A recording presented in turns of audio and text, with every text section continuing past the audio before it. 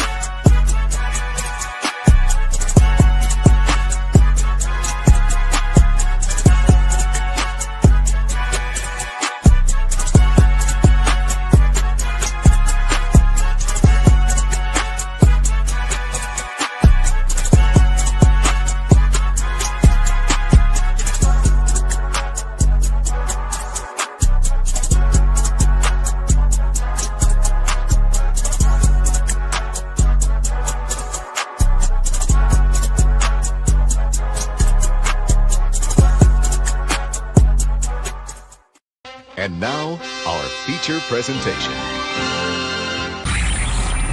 You are watching a master at work. Go get some! What's going on, fellas? My name is Rafael Chacin, and with my co-host Zion Zenith, this is the Combat Club, because in this club, we're born to fight anyone, anytime, anywhere. And right now, we're just going to preview the UFC on Vancouver and the UFC recap on Rio de Janeiro, which Charles Oliveira from Brazil, he got a big W coming out here. So make sure to subscribe to Capitán Rafucho and my co-host right there, Zion Zenith on YouTube. So if you're experiencing something failing about for your YouTube, you can catch the replay, and also you can watch on ads right now. So I just wanted to tell you that UFC Rio de Janeiro was a totally banger, including Charles Oliveira right here, because they feel you just like at home right now. So how you feel about it? Yeah. Got a banger coming up this upcoming weekend, and we had a banger last weekend as well. Definitely we're going to get into it. I wasn't able to really watch that much of the fights as I wanted to. I was getting really invested in the college football. I had some good games on the TV last night, and it was just so hard to choose between what to watch. I did look over the results. I did like seeing what I've seen. A lot of big finishes, a lot of fights that are not going to the distance, and it's always fun to see that on out of country fight court when you can bring the fans from the other countries. into the sport because they rarely get as much pay-per-views as we do, or not even pay-per-views, just as much as fights nights and just performances as we do. And when you bring the organization overseas, you want to hit home, right? You want to hit home not only with the fans, but you want to hit home with the product that you bring, right? And that's exactly what the UFC did. I hate when I miss one of these events, and it was actually absolutely a banger of an event. And that being said, though, perfectly so to have it in South America, in Brazil, where in a country that is basically started it all, the roots of the combat sports that we know today. With the Hoist Gracie and BJJ and the what that country means to mixed martial arts. It was good to see them get a nice fight night, and I know it's not the last time we'll be back there. So they'll be back there. I'm not a part of the organization, but that being said, though, Man. back over to you, man. A lot of fights to break down. Yeah, because to be honest, right now between for the UFC Rio de Janeiro, I mean, Charles Oliveira, they had a lot of levels. Because you know what? I love this fighter because this is what happens with Charles isn't fighting some generational talent like Islam or Topuria. I mean, there's a lot of levels for that one. And Oliveira has always like traveled with good grapplers who had a strange advantage of him. I knew he was going to eliminate Gamera from contention. And I think because the exchanges was at the top of the mount, and isn't like very generational talent that at the same level, something like George St. Pierre. And doesn't it mean like he's very weak to strong wrestlers? I mean, if you can analyze everything, there's always the greatest weakness was defense. But he got crazy weapons, but he gets riddled at some defending at a time. He can be reckless. But honestly, I mean, I think it's gonna be much closer. I mean, it's such an aesthetically pleasing fighter to watch. The submissions, the short elbows, also the Etsys, the go-go like gadget legs, the overall strangling, the respectfulness of the look at him. I mean, I always because they always lead with the strangling defense. He throws every strike with a near perfect technique, as a great shot and incredible grappling. I mean, for a pure offensive perspective, he's one of the best. I mean, there's some good grapplers, and there's like Charles and Damien. If you're gonna get there with the guard, you better something like be someone. And they get with us walking it down and just tanking Gamera strikes. They're gonna be really hyped it up. Yeah, absolutely. Like I said, I didn't really watch the fight, but to see him come out there and put on a performance and then to read about it, and obviously to get the fight win by a big win in this decision against a game opponent, I would say Gamrot. Yeah, he has his up and downs in the UFC, but this guy definitely is considered not a Exactly. household name, but one of those bigger names. And for Charles Oliveira to go out there in Brazil in front of his own people to do what he did was absolutely awesome. And to get on the mic after and call out Max Holloway for the BMF opportunity, I love that fight. That's great matchmaking. And I know he is going to retire soon, so that should be probably going to be one of his last fights, if not his last fight. But that being said, Max is probably hurt till next year, so I could see that fight maybe happening early February, maybe late March. Sorry, late February, early March. I didn't think it I happened. I think Max Holloway already yeah, has that all the UFC needs to do is put it together because I think both of them is in such a good place right now where they shouldn't really be fighting for the main championship. But now that BMF is now in that division, I think it makes the most sense to put them together. yeah, I mean exactly. And I would love to bring the idea to put him off the next topic, which is Max Holloway versus Charles Oliveira. I mean, Dana White, you can call it right now. Just do it. I mean, seriously, there will be like a co-main event to a stack pay-per-view for like the next year. I mean, it will be like very solid. I mean, I love because they're incredibly relevant and specific because they're gonna be like a fantastic fight. Both fighters had clear edges in striking and grappling. They were like fan favorites with a lot of history. I mean, can't get a better, honestly. I mean, Matt Holloway is just like a chill guy what is going to the fighting. But I'm very surprised that Charles is on the short list of the people who could submit Mats. I would not be really surprised at all. I mean, the win was very impressive, but all of the shots against Gamrod was getting through. I wonder what did happen. He was fighting something but just a little bit of power. It's just like that Ali has at the chambers are the big problem, but that is true for everyone, including Holloway, who has most of the durable chains of all time. And it's just more than a little more power, but I could have had to say about it. If Max Holloway could beat the shit out against Charles Oliveira, they're gonna be like a really surprise because that will prove that he's not gonna be really washed, and that fight would be the certified banger. I mean, they gave it like the best fight. Just give it like the title shot that we're gonna see it all about it, and they're gonna be picked someone else. I mean, thinking about it, it's been a while that Holloway fought someone who game plan isn't purely striking.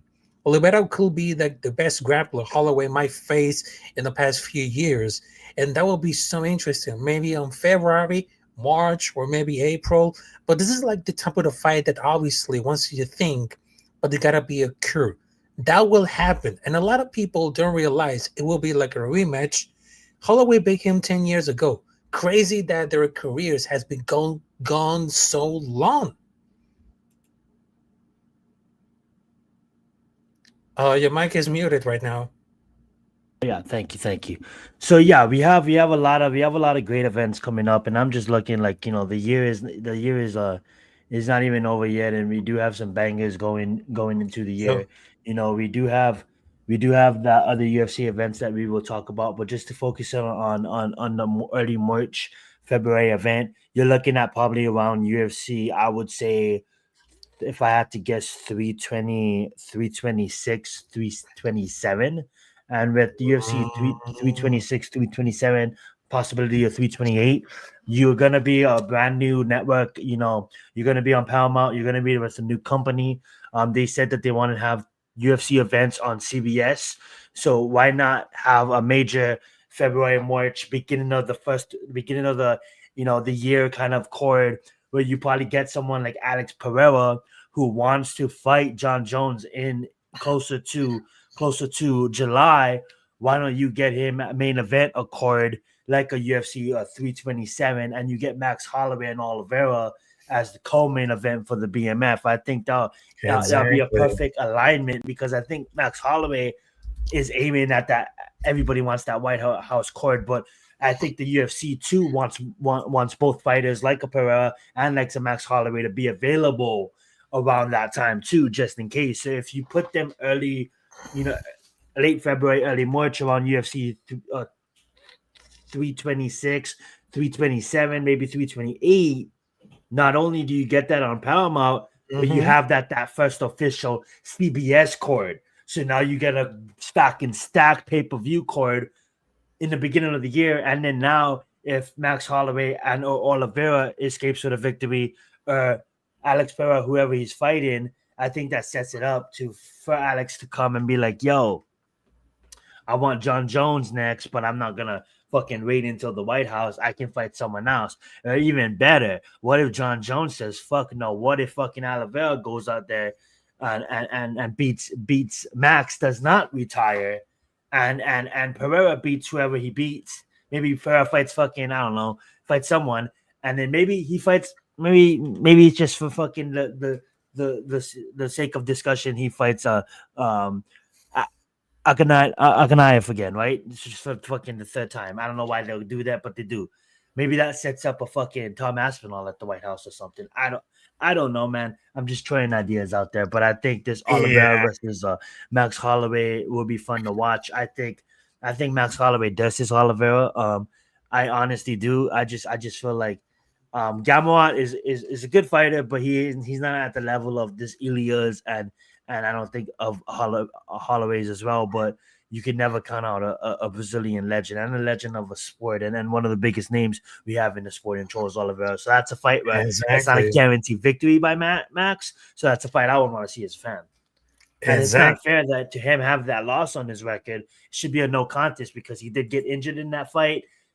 Standard rules that'll be a no contest, but we'll get to that when that comes. Yeah, exactly. And speaking about like Max Holloway versus Charles Oliveira, and between John Jones versus Alice Pereira, because I'm gonna tell you like really short it all.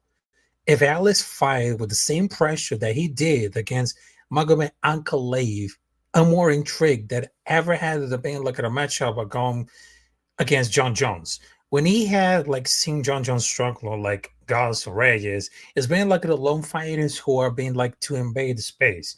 But I don't think that John will allow Alex Pereira to like messing Getting around that with his fast. Yeah. legs. Yeah, get in the fast and throw haymakers. I Yeah. mean, that probably gets very smart and good to avoid damage, but also Alice will have more respect for John and be like more cautious and getting tightened up. I mean, And if March Goliath moves almost looked forward, shocked that he got in yeah, so fast. He wasn't expecting that pace. And as a champion, you have to expect the unexpected. That was a shitty performance as his first championship defense. That's why I don't think he's valid of a rematch. But I'm sorry to cut you off there. yeah, I mean, exactly. But I know that someone had to dictate the control of the octagon, and Alice were relenting to fight independently. They're trying to counter in boxing exchanges. I mean, they're gonna make it of the fight cautious, but eventually it's gonna find a submission or ground the pound and get him for the TKO. But they have something about like good and worse grapplers to make the technical mistakes and show like no to see what someone then grabbed him. Alice did not make those mistakes in those fights. I mean, he's ground by ground. I mean, he's pretty good right now, but it's all about like whatever he still got it. They have to so had to fight properly, but anything could happen like of 5 rounds. But I would love to see between for the next year. I mean, if it can really happens a lot because I know they have a brand new home, which is Paramount Plus. I would love to see like the idea between Max Holloway versus Charles Oliveira, maybe on April, but then they're gonna make it happen for like John Jones versus Alex Pereira super fight coming up there on June or July. Yeah, if that's the way that the UFC goes, that'd be amazing. I'd love to see Pereira wait, but that's not that far away. I guess that is that is far away. I don't think he does. You mean like you're looking at March, April, May, June, July? That's looking at almost 8 to 9 months. I can see it, but we'll see. And he is. I mean, like it would be a perfect amount of time to get ready for Jones. But yeah, let's move on to another exciting fight night we have to talk about that's going on this weekend, man. We have a fight that I really was waiting for, but it's too bad that it didn't come through due to injury because Fluffy Hernandez did pull Oh yeah. up. So hopefully he does get healthier. But we got DTR, Ritter versus who's he going against? Honestly, I can't. That's gonna Now against Brandon Allen. Brandon Allen, two and Yeah, three in his last five. Um, I'm gonna let you break it down. I'm gonna see your thoughts on it. I know my thoughts, but yeah. I'd love for you to lead this dance.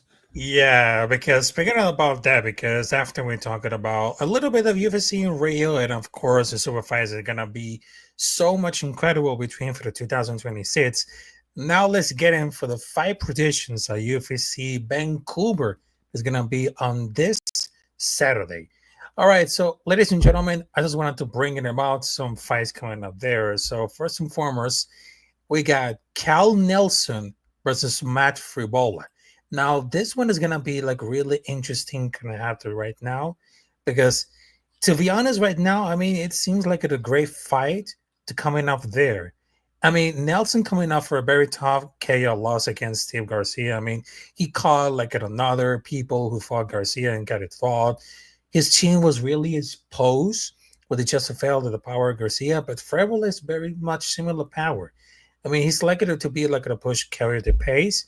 I know his nickname is Steamroller for a reason, and certainly lost his steam over his career. But his first round finish potentially is still absolutely astonishing, but something you should probably gun bet on it. I mean, Freville is like the standard heavy-hitter UFC fighter, marching forward, the swings for the fences without caring the world.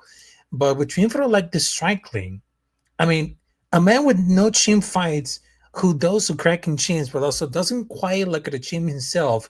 Someone's going down. It might be Nelson because Frevola got the first round power. And between for the wrestling and grappling, it's not gonna really happen at all. Not gonna really happen. But I think that They could have expected a lot of the violence and wild pace of Ribola has find the chin to the Nelson against like a hands raised, like at a much like a Canadian crowd. But I got Fribola between for the knockout of round number one because I think Nelson could stand a chance provided he survives the first round. It's really difficult to survive the first round, especially when Nelson had a chin made of imagination. So my position is gonna be this one. So give me my Fribola, round number one, knockout. Yeah, Are you you laid it down still? perfectly. Uh, Yeah. yeah. Someone's definitely gonna get dusted here in this one. I'm gonna go. I'm gonna lean the opposite. I get it that Nelson just got dropped. I get it. He just got knocked out. He's been knocked out a lot lately. But I'm gonna just vibe it with the native, right? I mean, like they're fighting in Vancouver. He's from Canada. So I'm a vibe with the native here. I'm gonna go with Kyle Nelson to get it done. Second round knockout. Yep. Also, the next one is gonna be like really interesting, which is the women's flyweight between Marion Fiorot versus Jasmine This is gonna be a Jadovicius. fire one. This going to be another good fight because for the striking, Fiorot leagues ahead of Jasmine when it comes to striking. Her Mhm. entire skill set is very dependent on her ferocity on the feet, and I would expect to be like everything for the moment. These two fights, she'll be like a lot of more technically sound, more powerful than Willis when Jasmine throws out a lot of volume. And I expect like the bigger, the more damaging hits to be like at the primary point, scoring moments on the feet, and between for the wrestling and grappling, this is Jasmine only way to win. Because I would really think that I see moments of desperation that she tries to get Fiorot on the ground, but it's not going to be really easy since Manuel Fiorot takedown defense is absolutely incredible. So I would intrigued to see if he can fight to the ground at all, because if not, she'll be like at a danger on the fight. Because I will tell you for this one, Fiorot is coming up for a very competitive fight against Shubenko, a fight that she unfortunately lost, but no doubt she gave like an amazing amount of experience in those 25 minutes, and she really did it. She really did it. I mean, we were surprised if Jasmine has won this fight to sheer denomination, just like in the scene of wrestling, but Jasmine has a really like high paced activity on the ground. So I didn't want to look at the highlight the early chance to win to take this fight to the ground, but it's very gonna be long, but they're gonna initiate the action that she would to launch herself forward closer to the gap and get into a wrestling position. So give me Manuel Fiorot as unanimous decision because Fiorot is just like a different animal, just like a beast. I mean, she's a great striker. I mean, they're gonna be like a fight between a striker versus a wrestler. If a wrestler is capable to getting the wrestlers going, they're gonna be really useless as a wet paper bag. And Fiorot is very capable to dealing damage with all range of striking. Yeah, I love this matchup. This is a matchup we need. We got Furia. You know, she's 7-1. Coming into this fight, 7-0 in the UFC before losing to the champion. That makes her 7-1 in the sport in the UFC. Sorry, 12-1 in the sport. We got Yasmin on the other side. You know, she's 14-3 in the sport, 8-2 in the UFC. This is a style matchup. You know what I'm saying? Like Raphael said, we got Mannion just losing against the champion, but her style is basically her movement, her ability to strike, her range. She's gonna pick her spots here against Yasmin, who's mostly a grappler in the sense that she's good. She's gonna work the clinch. She's gonna try to get her to the ground, but I just think that Mannion is just gonna control this fight, outwork her on the feet. When she gets to the ground, she's not gonna submit to the position. She's gonna work her back up to her feet, and she's gonna Yep. dominate the range of the fight. She's gonna pick her apart from the outside, not give Jasmine any range. Jasmine's gonna be chasing the takedown, chasing her the whole fight. Mannion's gonna stay on the outside, pick her apart, chase. Should be a unanimous decision. Flawless victory for Fleot. I know I just picked the hometown kid in Kyle. I have to go against the hometown. I'm gonna give it to Fleot. I think that performance against Shashenko level up her. You know, Mhm. sometimes you lose, you level up. That's what happened to her. She'll come back in nice form. Let's get it. Yep. Also, we got for the next fight, we got Marlon Veras, nuestro Chito Vera Ooh. versus Ayman Sahavi. Now, in the team's Oh, front this is gonna bang. striking, Yeah. In terms for the striking power to moment highlight real capabilities, Barra has all in spades. But how in this team have worked differently on the game plans and things, like finding counters of their opponent's styles. So I'm wondering, would they get ready for us that weekend? Because whatever they're doing in the gym is obviously working. And between for the wrestling and grappling, they might be like at a pathway victory. But I don't know it's gonna be like at a game plan because they're further of the division. I mean, there's more often to anybody's. So Barrett's coming up with a back-to-back loses the decision against Figueredo and Sean O'Malley, two very tough opponents to a fight. It was obvious that whatever Barrett's unable to fight in space and get an opponent off of him, he falls behind certainly the scorecards. I mean, this been like a repair this partner in this career for quite some time, but it's because fight of all the cylinders quite handily. But it's gonna be like a really under striking. But he doesn't need exactly like anything tricky to the strike lane that comfort catch Zahavi off guard. But Zahavi has really surprised me recently because normally one of those fighters who not many care about because obviously there is like a shift. And I think that shift happening after those wins against Javit. So this is gonna happen like a fight exactly tactically against Vera because they're gonna be overwhelmed on the feet or the feet power to power. So I expect to see like a little patiently maybe touring off with a jab, or they could adjust for the starting off for further strikes because it's gonna be more casually. Now, this is gonna be like at some interesting. It's like at a 50-50. So I would say this Sahavi, give me Sahavi win by decision because I know Sahavi Rice for the tour of the division needs to more talk about more often because he looked like a war beater nowadays. And Zahavi, I mean, there's like relatively when it comes to power and technique, he had the timing and accuracy what he throws in the matters and accumulate overtime with his the most visually impressive thing. Yeah. We got Zahavi, definitely comes into the sport, Gum comes and gets a big win, knocks this guy out, then he goes to a 2-fight losing streak against game opponents. Then he pulls off a 6-fight win streak.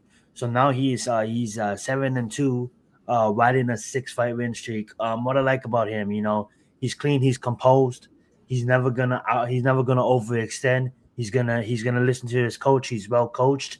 He's gonna listen to his coaches, and he's gonna fight the clean fight. He's a black belt in many different sports. He has solid control, top game, solid ground game, solid striking. You look at Vera. Vera's gonna throw with bad intentions. He's gonna come at that. He's gonna look to knock Bobby out early in the first. Now Vera, he's definitely has been known to take hits. This guy definitely took a knee to the face against Sean O'Malley. He's a tough game opponent, so I don't see Zahabi putting him out by knockout or anything. But if the fight does get to the ground and Zahabi can really get to a weird angle, I can see a submission in this fight. But I'm not gonna say that. I'm gonna say Vera is gonna still around. He might even still the first round. He might still the second round. He's gonna still around.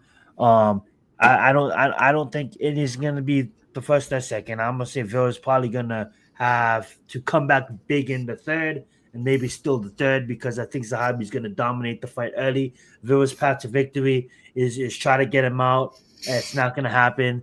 Vera's probably gonna get a second win in the third, try to come back and swing big. Maybe he steals the third. So I'm gonna go Zahabi unanimous, but with these crooked judges, it might fucking give him on the Vera. So I'm gonna say a split decision. Zahabi gets it done. Oh yeah, that is right. That is right. All right. And the next stop we got like the co-main event between Kevin Holland versus Mike Malott. Now I'm very intrigued what Kevin Holland's can go for his life. I mean, that dude has fought 26 times in the last 7 years. Dog. And that's a astonishing high number. That is now facing cans and constantly fighting top talent. And that's the same story along with Michael Malott. He's facing someone who belongs to the top tiers in the division. But the main problem about for Holland, he takes like 0 breaks and is capable to learn new things. That he probably in his skill set, like enjoying like being like an average fighter because of the height and reach makes like pull off in the miraculous stuff. And that is true because his height and reach advantage and that fight should be in our interest because it's very good striking at distance. And between for like going for the tribe as long as the fight remains standing. That's the key for the striking for Kevin Holland. He really needs to keep out the fight standing, or else it gets strong for the activity on the ground. I mean, there's gonna be like a classic stuff, but Kevin Mallet, I mean, it's coming up for the back-to-back win against Ratchet and Gills, and that's the only thing that really stood up for me. That Mallet doesn't wrestle as much he can have. I mean, he did employ like some of the leg kicks, damaging with neutralized strengthly between two opponents, and Mike Mallet only strikingly more effective as he able to move it around. I mean, this is gonna be like a tough fight because that could be an upset here. I don't rate Mallet particularly, but I think Holland is a company man with no plan to improve the skill. But also, it's very hard to see what might be during this fight. They might bag Malik here, but I will make like a knockout or a submission because they cannot doubt about like the trailblazing. So the most direct victory to Mallet is to wrestler. As me accomplish success because this is like a Kevin Holland fight. Who knows about it? So give me Mallet submission round number 2 because it's gonna be like a main criteria to success. Because with those leg kicks and those submission fights, I mean, he has a really decent boxing. Because I know he needs to wrestle on this fight on his feet to get involved. Yeah, I love this matchup for both sides. You know, you have Holland. He's unorthodox striking. He utilizes his length, his range, like you said, his awkwardness, his striking movements, his submission defense is high level. His inconsistency, like you mentioned, his output hasn't really been the best. But he's an unorthodox BJJ fighter that just loves to talk to his opponent, and he's game. You know, should he come in here and should he handle Mike Malott? He absolutely should. But I don't really see that happening. When I look at Mike Malott, he came and he was having a streak in the UFC, you know, and he was running up a tear, and then he was gonna fight in Toronto. He fought against Toronto. He was a big time favorite on that card, and he got embarrassed. Okay, he got embarrassed against a UFC veteran in Neil Magny. Okay, and Neil Magny was the like the biggest underdog on that fight card, but Neil Magny was just the biggest underdog against Jake Matthews, and we seen the fuck what happened with that, right? So he got embarrassed. He basically got outworked, and he got ground and pounded in the third round in Toronto. Okay, then he goes on a 2-fight win streak, and now he's back in Vancouver. So this is another hometown kid from Canada that's now back against a Canadian crowd. All right. This guy sees Josh Van go and get a title shot. He sees all these Steve Essex go and get a title shot. I know that's younger divisions, lower class divisions, but you know he's won. What is he like? Fucking 6-1 in the UFC. He's 5-1 in the UFC. He's going against opponent that he should be able to utilize his clean and effective striking and grappling exchanges. You know, he hasn't really faced the top tier level grappler like Holland, but I just see him outworking Holland. I just see him taking the next level in this fight. I see him honestly. You know, my honest opinion, guys. Lucky on Mike to get the job done. I see him outworking Holland in every way. He's gonna outstrike Holland. He's gonna take Holland down at will. He's gonna look like a fully complete fighter after this fight, and people's gonna look at him like, hey, this guy might be a contender here soon. I'm not gonna say a contender yet. I'm gonna say a contender here real soon. Because he's gonna go out there, and I can see him having a field day with Kevin Holland and making a statement victory in his home country against his fans, because he was supposed to do that last time and he didn't. Watch him come out and do it this time. Yeah, so I'm gonna say Mike Malott inside the distance, and if it goes to decision, fully domination. And that's not because Kevin still lost to Christian Rodriguez. I think Christian Rodriguez is a dog. I think Kevin Holland is a dog. I just think Mike is not gonna leave without a victory. His mindset's not gonna have him leave without a victory on Saturday night. Yeah, that is right. That is right. So I just wanted to tell you, let's give her a lot of applause for that. And we just wanted to sign off of it because, to be honest, right now, we're going to put the preview of the main event coming up there. Renata Ritter versus Brandon Allen. Now, both fighters, they have a great resume coming up there for like another MMA promotion coming up there. But to be honest, right now, he's coming off a string of fantastic victories. including against Robert Taker. Now, the only thing Mhm. that I will harbor endlessly because those knees are not in the middle of Rainier the Redeer because they absolutely delete the cardio of Robert Taker, stepping in within half of the duration of the fight, which is completely blowing up in my mind. But Rainier the Redeer is not an easy task from Brendan Allen. Even if Allen was going to take for that fight to the ground because he tries to run a Brazilian Jiu Jitsu. He's very unrealistic. His guard game entirely attacks for the Golden Globe boxing champ. They still got the middleweight power. That might change the momentum of the fair fairly quickly. To be realistic of the boxing, he mostly someone to take downs or to the boxing. So I don't know it's gonna be like a threat against RDR until the fight happens. And Brendan Allen, because or not that is not, he's a replacement fighter with some time getting ready, but not a lot of time compared to Renier Davidier. So I don't know about the cardio will be ready for a fight round battle attrition against someone just capable of funky pace of 5 rounds, but I don't think about it. And for the striking, I mean, Renier Davidier is underestimated all the time on the feet. Genuine knockout power and those knees over the middle is going to be widely spoken, so they got to keep an eye on it. I mean, Allen, it's not exactly like a great striker. He mostly like a wrestler, so it's going to respect the wide divide on the strickling offenders during the fight. And between for the wrestling and grappling, as much as Allen is a great grappler, Brandon Davidier is not going to be really full on the ground. It's going to be something to handle a little bit of Jimmy's submission threat because he has a better experience on the ground. And it's just like vertically tricky to deal on the mat, which is very intricate at all. I mean, Allen, he needs to really shut it down, Brandon Davidier on the feet by grinding him, but it's not going to be really easy at all.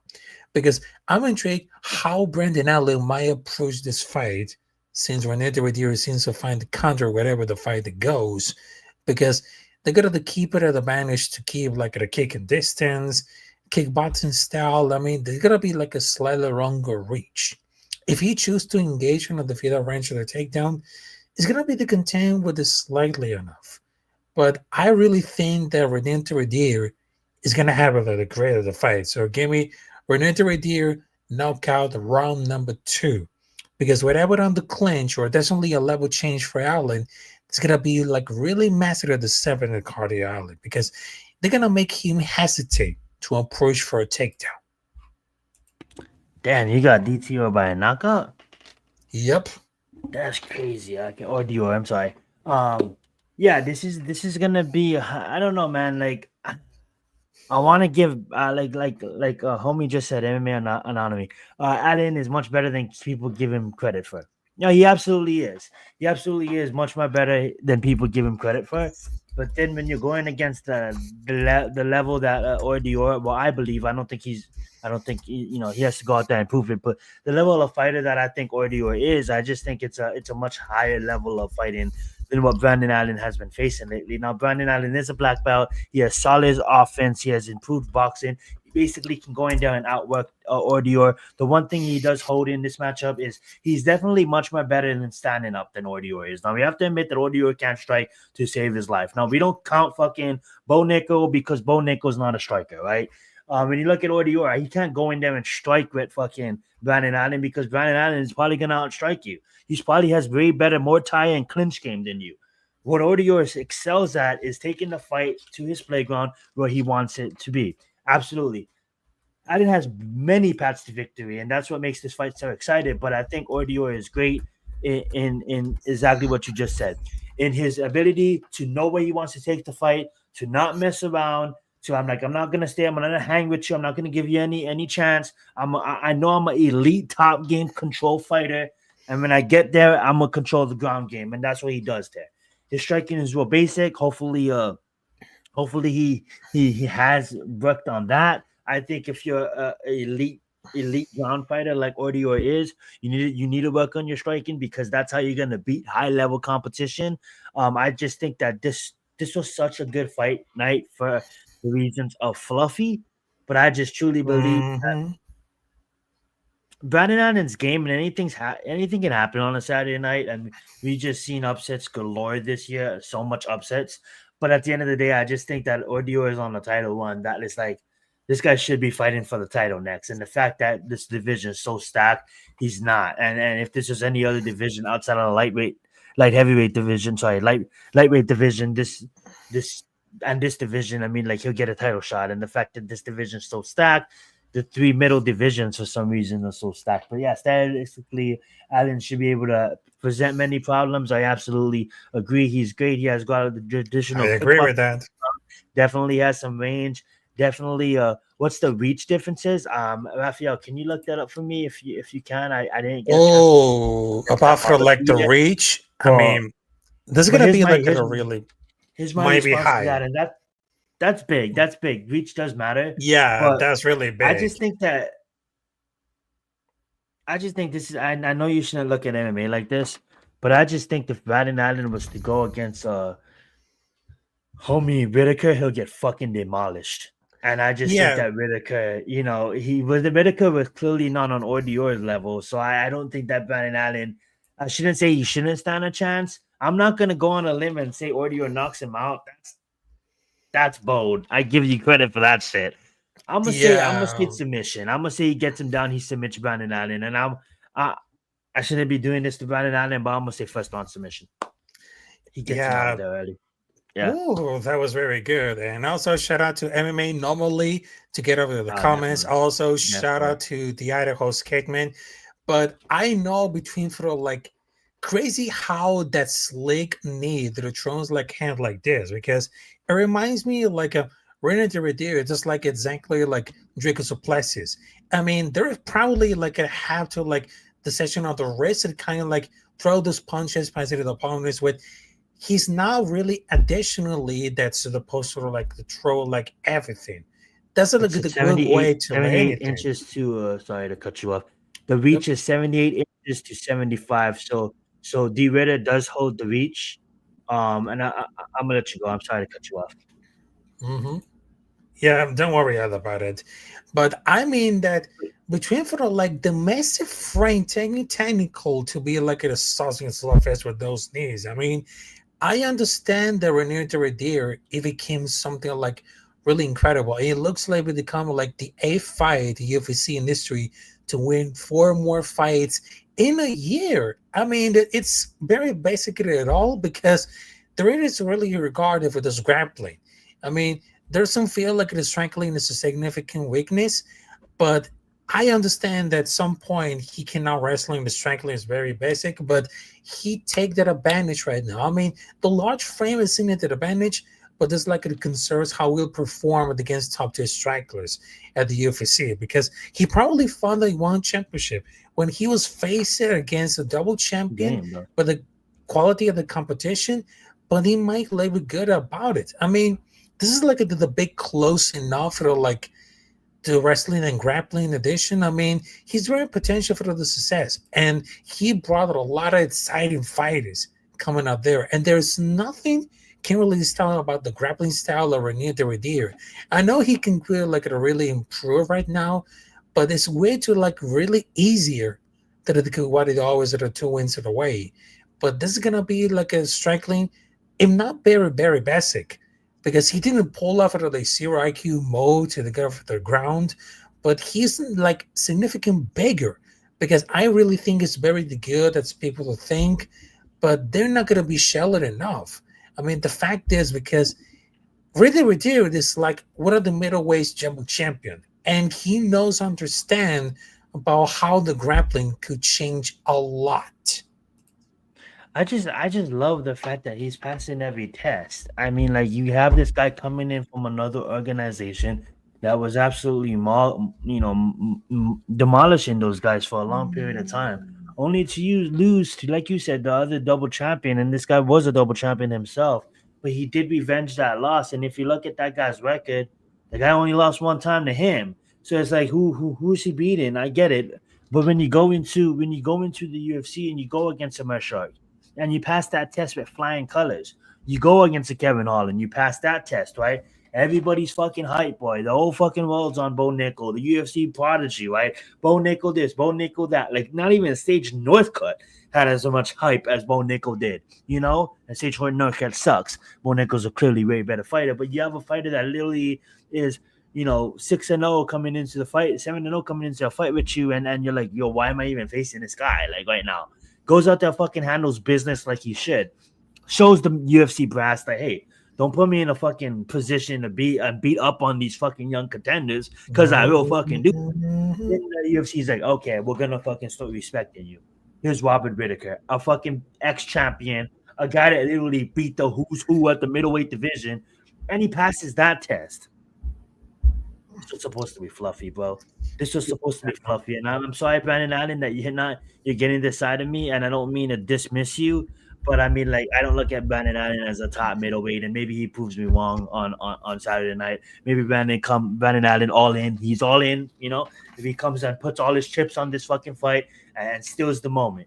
Because if he can beat D Ritter, now his name comes into title elimination immediately. Exactly. Because if you go out there and you beat someone like D Ritter, that honestly, I don't know what the odds is, but I say D Ritter is probably minus 200, minus 300, minus 300, minus 200 at least. I'll actually get those odds for you before the end of the show. But back over to you, I'll get those odds right now. But like, I just think that there's levels to this shit, and D Ritter is on the championship crest right now, and fucking Brandon Allen is like one of those fucking bosses you meet before you go to the level 2 fucking boss, and D Ritter's on like level 6 about to meet the fucking final boss. That's what I feel. I'm not trying to be mean, but that's what I feel. You know what I'm saying? Go ahead, back over. Yeah, I know, because I know all around for those fights. I mean, they're gonna be like really aggressive when it comes to like the striking and of course the grappling. But I think the game plan for Rene the Redeer is gonna be very effective about for the striking and of course with the grappling. So I just wanted to tell you, thank you guys for joining the episode of the Combat Club along with my co-host. Thank you, MMA Normally and the Idaho Skateman, because I know that some of those folks are experimenting something like failing down YouTube, because I understand that a few hours ago, YouTube was down for like a few hours, but now it's just getting it back a little bit. So if you catch the replay, so it will be like much appreciated right now. So the UFC Vancouver is going to be on this Saturday. And then for the next week, which is on Saturday, they have the UFC 321 between Cyril Game versus Thomas Pinol. Is going to be 1 p.m. in Abu Dhabi. And of course, they have it at the band to close it off for the UFC, which is the last pay-per-view on December coming up there. The last one with ESPN, and came along with the January, the first one in Paramount. So it's going to be like really sure who's going to have to debut on Paramount Plus, the first pay-per-view of UFC 2026. I'm sorry to make that reaction, but I was right. I did predict that Yeah. DTR, sorry, Dior or whatever the fuck his name is. D Ritter, that's his name. Minus 200. I knew it. Minus 200 favorite. Probably minus 300 before the fight starts. We'll see what happens with that. Yeah, I know about that. All right, so biggest. You want to know the biggest favorite on the fight before we get out of here? Oh yes. You can go. Yes. So the biggest favorite on the fight is going to be Kyle Pripolik going against a washed up Drew Dober. So that's going to be the biggest favorite. He's plus 370 to get the job done. And if you're so confident that Drew Dober is going to get the victory, he's minus. Oh, I'm sorry. Drew Dober. I apologize. Drew Dober is the biggest favorite on the fight with minus 526. I apologize. I've read that so long. So Drew Dober, 526. So if you think Kyle's going to get it done against a Drew Dober, $100 will win you $370. Just putting that out there. Let's get it. I mean, don't bet that. Don't fucking bet that. Don't lose money on that. Please, if you're watching, don't fucking bet that, okay? Don't do that. Don't listen at all. Don't listen at all. All right. Don't listen at all, because I know it's gonna be like I'll have some fire fucking bets for you guys on fucking October 25th. Okay, we got a big fight night big pay-per-view coming up there with Tom Aspinall and Seal Gone. And looking at it right now, there's a lot of sport spots that I'm looking at that we can get in on, and I'll give you guys some free picks next week on the Combat Club. So tune the fuck in. All right. So thank you very much. And of course, salute to Hank the Tank. Well, you just missed it because I know you missed it live, but you can catch the replay. So make sure to subscribe to Capitán Rafucho on YouTube, including my co-host Zion Sani, because not only he can bring the predictions, but also he can bring those picks. Those picks. Because if you're a fan of gambling sports, and of course, if you're using FanDuel, DraftKings, ESPN Bet, and something like Underdog Fantasy, Slipper, don't sleep on those picks right now because it Ice keeps like picks. the perfect example of those picks coming up there for UFC, not only for UFC Vancouver, but also for the next UFC 321 between Sarah Game versus Thomas Pinot. Facts. So can you reach out to Prize Picks? But we need a sponsor. This show is brought to you by Prize Picks. Use the code Combat Club. You know what I'm saying? Like, come on, brothers. Yeah. We need that shit. Let's get it. All right. Yeah. All right. So have a good one, folks. And of course, we will see you there in another episode of the Combat Club. So we will see you there at the next episode, along with Capitán Rafucho and Zion Zenith. Let's get it.